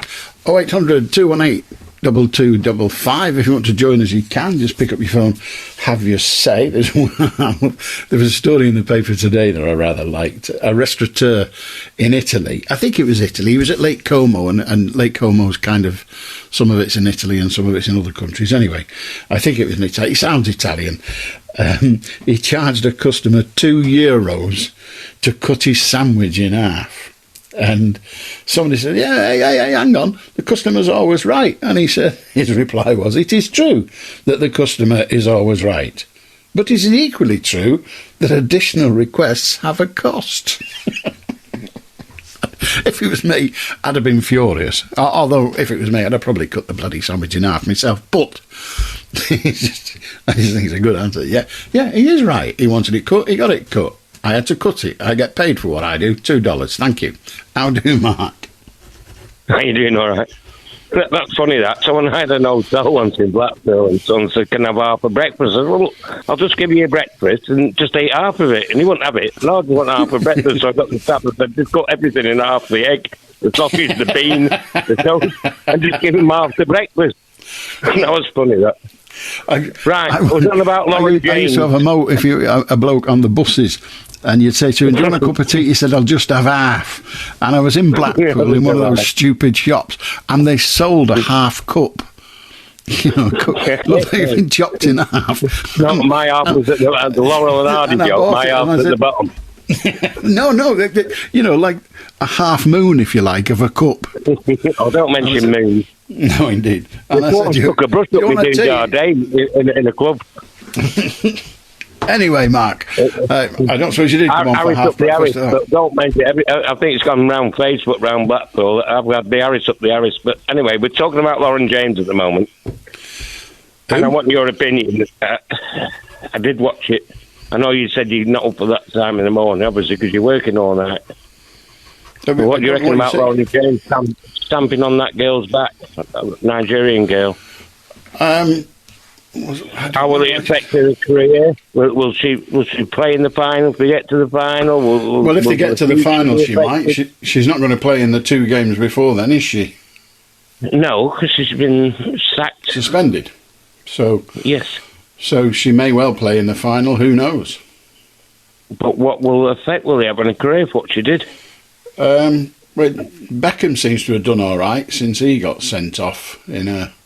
Yeah, but that was a man to a man, not a woman to a woman. I'm just trying to think, is there any difference? Well, yeah, I mean, I rather like the difference between men and women. You must speak for yourself, of course. No, at least she didn't stand on the breast, it was a back. Well, it doesn't really matter if you stand on something. Well, they're not going to be over pleased with it, are they? Yeah, but no, Beckham sort of kicked, didn't he? When I don't remember what he did. I just know he got sent. You don't remember. You're older than me. Well, I remember lots of things, and I remember that he was sent off in a World Cup game, and everybody said that's his career over. And what about Gaza when he got sent off? And was it Lineker were crying? Has anybody seen the end of that sentence? I think it escaped. It's probably going up. I'm multitask. You might multitask. What do you reckon to Lauren James? I'm asking you your opinion about Lauren James. Don't know. Will it affect her future career for what she did? Don't know, don't care. Oh, it's women's football. There's a lot of young guys all playing, and they want to be... Like, she's supposed to be someone to look up to. And she's doing that. That's not a thing to do, is it? Standing on someone's back. Don't know, don't care. Oh, you do. You do care. You like football. I don't. Well, who do you support? I don't. Not in going to the matches. Who do you like winning? I don't support anybody. Well, who do you like to win? Do you watch football at all? I don't. Do you have any interest? Are you going to stop at the end of a question so I can answer? Go on then. Well, I don't know what a question is now because you blathered on again. So what's your question? You don't know either. What team do you like to win? I don't like any team to win or lose. I don't care. Do you play golf? Good God, no. I'm not a complete idiot. Snooker? No. I don't like swimming. I do swim, yes. I got a badge when I was a kid for 50 metres. Right. Must have had a big jacket to put that on. I was out of breath. I was only a kid. If only you were now. So the original question was about Lauren James. And when you first asked, I said, who's that? Then you explained who it was. And I say what I so frequently say, I don't know, and I don't care. You do care. I know you care about I do things. care. Well, if I care, then tell me.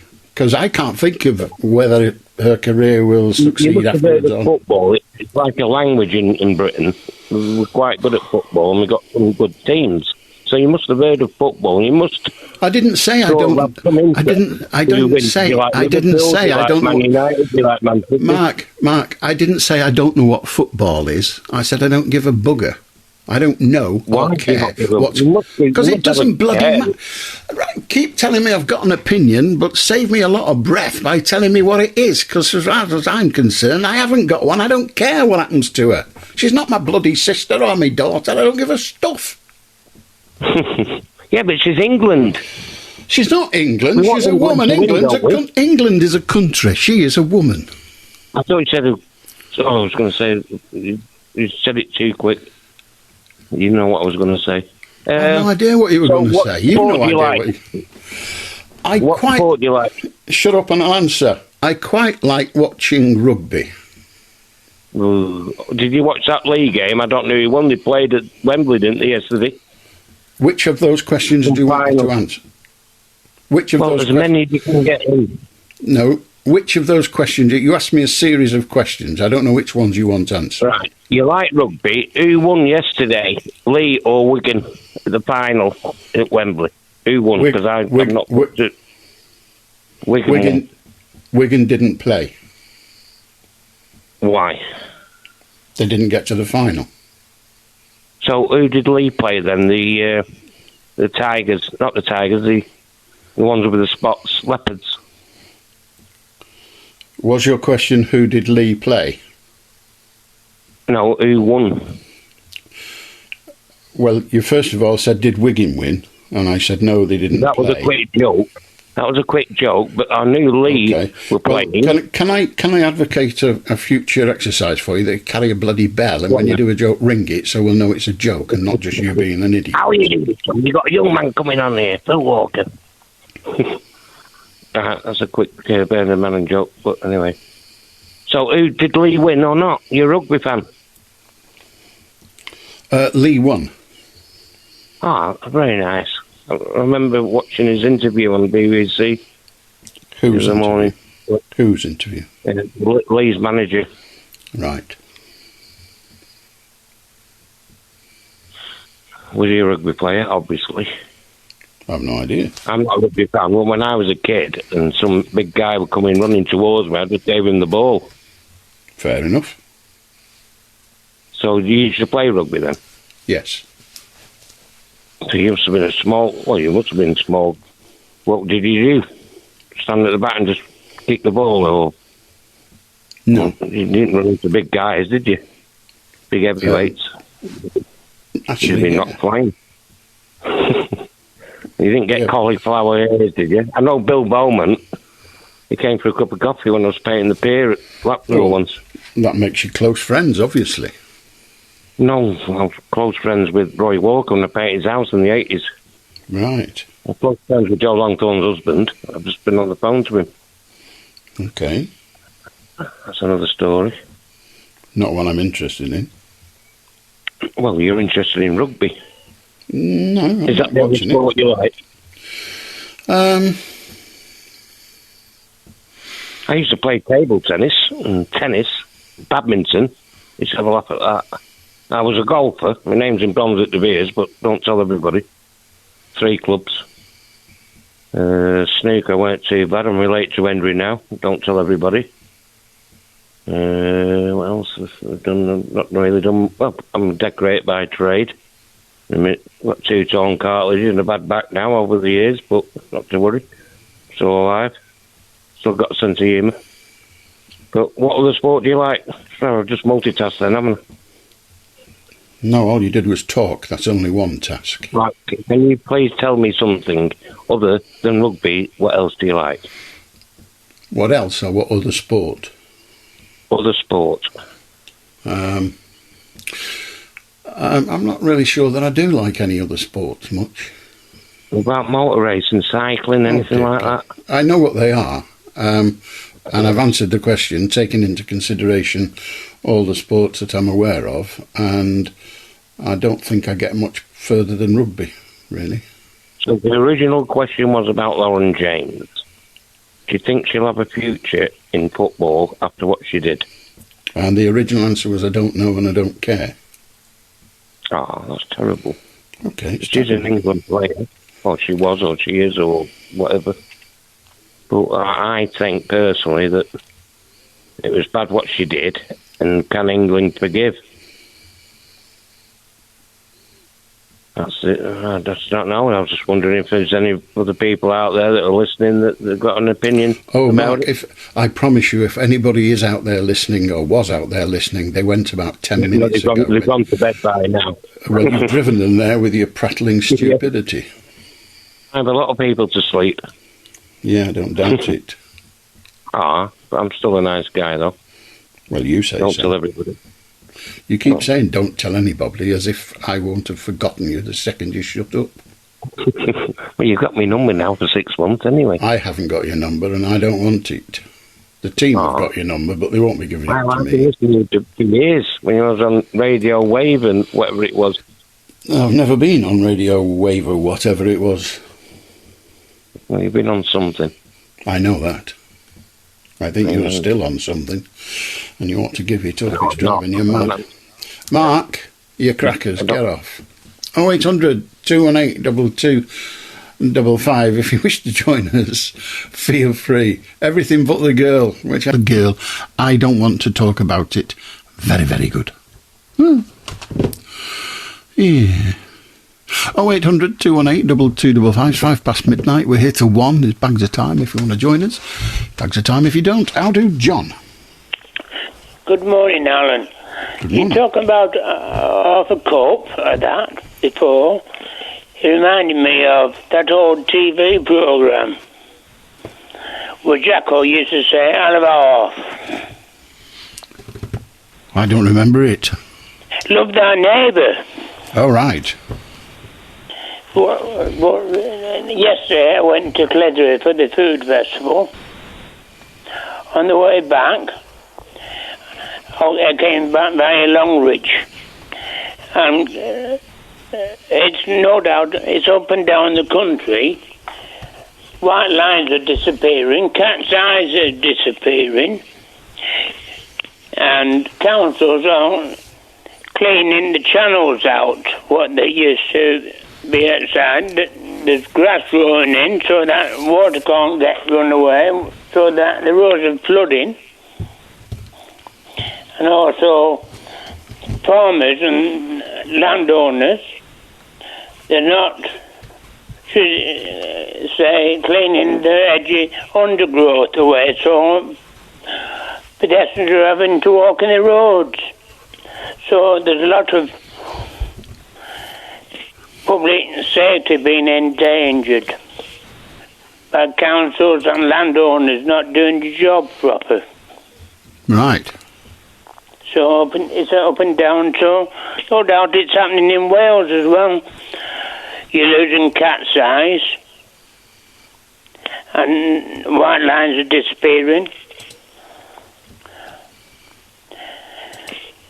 I don't know what it's like round your way when you're out in the car motoring. I've not really paid much heed, really. So I'm just, because white lines and cat's eyes are for safety of motorists. Well, they are useful, yes. So we should get on to our counsellors. Yeah, I think when you do, they'll tell you it's because they haven't got any money. But like, on the other hand, if the white lines and cat's eyes aren't there, it's endangering people at roads, and then the police are having to pay money attending accidents. Right. So that's all I'm saying. Okay. Well, when you get onto your council, I hope they're grateful, and I hope they respond by going round and doing all that you think they should be doing. But they'll just say, goodbye, goodbye. That's their attitude. Right. So I'm just saying people should get onto the councillors instead of just turning a blind eye themselves. Right. Well, if you believe they should, then you've said so, and maybe they will, and everything will change for the better, and that would be great. Yeah. So I don't think it will, though. Well, don't give up yet. Anyway, you enjoy yourself, Alan. I'll try. Thank you very much, John. 0800 218 2255. If you want to join us, that's good.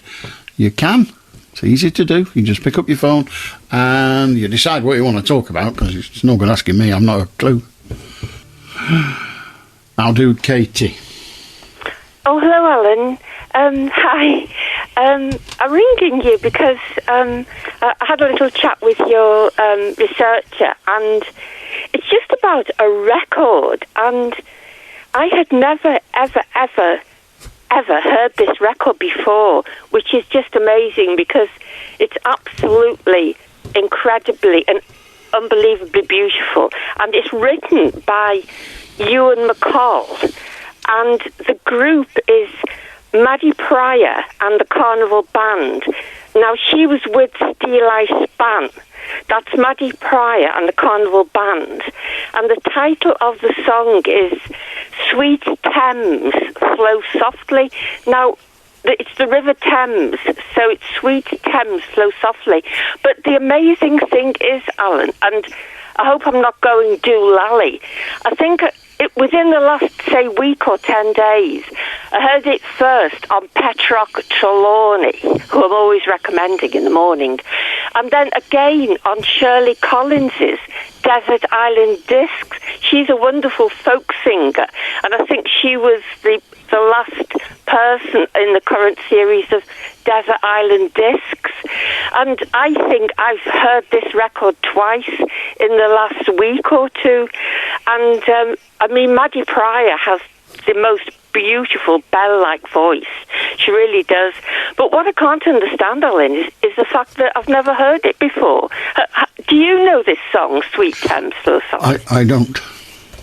No, I mean, you know the Manchester Rambler and various other ones, but I certainly had never heard it before. And I think it's on a CD that Maddie Prior has done of Ewan MacColl's songs. So I just wanted to share that information with you, because it's like a change of subject tonight, isn't it? A bit. Well, they're all changes of subject. Yeah.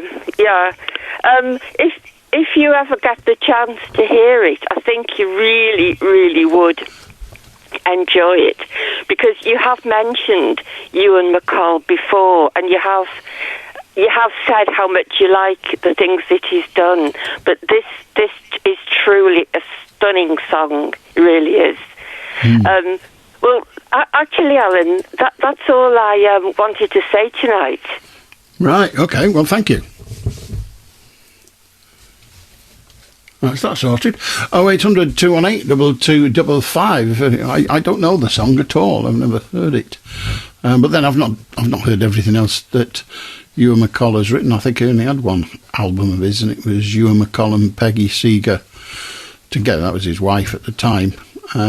His name wasn't really Ewan MacColl, you know. That was an assumed name. I don't know how he came to have it. Folk musicians don't usually have an assumed name. They're not famous enough to need one. But his daughter, Kirsty MacColl, wasn't it? So she took his stage name, as it were. I'm probably just talking gibberish now, but that's, gibberish to you. It's bread and butter to me. But I'm sure he wasn't called Ewan MacColl at birth. No, James Henry Miller, better known as Ewan MacColl. Yeah, there you are, James Henry Miller. That sounds more like a playwright, doesn't it? That? Who wrote it? James Henry Miller. Oh, really? He's very, very good. Whatever. Apparently he's from Blackpool, the bloke doing the singing. Yeah? Or someone. Anyway, whatever. Someone's from Blackpool, there must be. 0800 218 2255. Yeah, I got him wrong. Doesn't matter. How do Rob? He's been robbed. 0800 218 2255. We've been all around the world. I don't know how to. It's just one of those things, isn't it? Lisa Stansfield. I think she's more of a soul singer now, isn't she? Maybe that was soul. Maybe I don't recognise one music style from the other. It wouldn't be the first time I've had to own up to something of that ilk. But it's just a classic sound, and she just. Didn't she win a competition? Didn't she come to the fore, as it were, after winning a competition of some sort? I don't think it was. I don't think it was that one that them two Geordie lads do. I don't think it was that stupid. It was a proper singing guy. Anyway, she did all right, and she's been going ever since, and going absolutely brilliant. Just a superb voice. Lisa Stansfield from Rochdale, I did pantomime, not with her, but at the same theatre that she did it at when she was a kid. The Gracie Fields Theatre. And there's an interesting connection, because Gracie Fields' name was Stansfield, but I don't think she and Lisa Stansfield were related. I mean, they might have been, because it's like a few generations between, but I don't think they were. Anyway, who cares? Here's the Carpenters. Hi, Alan. I just wanted to call up last 5 minutes, speak about Leigh winning the Challenge Cup yesterday. Amazing victory.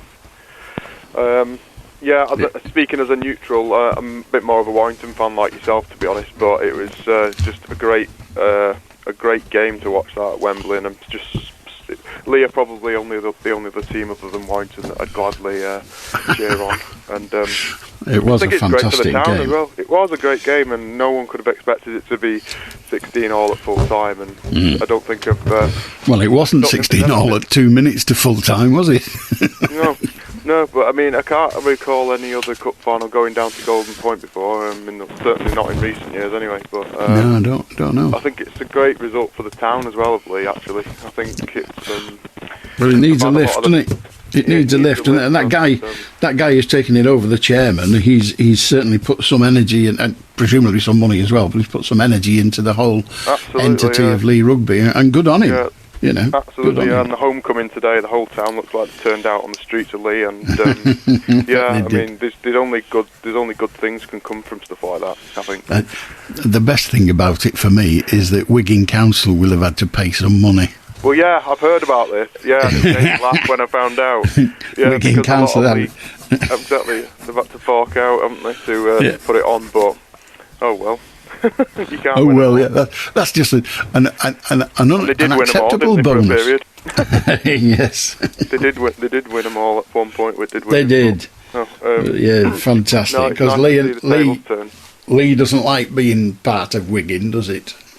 I don't know. I was there the other day actually, and it does give off a different vibe than Wigan, and they like their own. They have definitely got their own identity for sure. And, I was saying to someone there, actually, geographically, like, you look at Leigh, and it is the true epicentre of rugby league, in my opinion. I mean, people will say it's Wigan, and they've got a point because of the history of the club and stuff and that. But like, you look at the towns that Leigh's surrounded by, and it's got Warrington, St Helens, Wigan, and they are absolutely in the epicentre of it there. So they've got no reason to.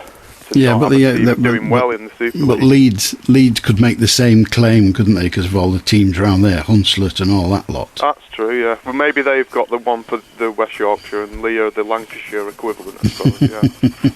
But there are many that would disagree. No, but I think that's the final sort of cornerstone of that they need now. They've got the ground there, they've got the management there, and now they've got a bit of silverware under the belt. I think they'll hopefully be a bit more of a household name again. It'd be Happy nice days. To see. Happy days indeed. Yeah. Be interested to talk to Alex Murphy about it. Alex Murphy, yeah. Well, yeah, he was he there in 71, was he? And then I think he must have been in 71. Yeah, but he was the great revivalist of one of the great revivalists. Yes, he was.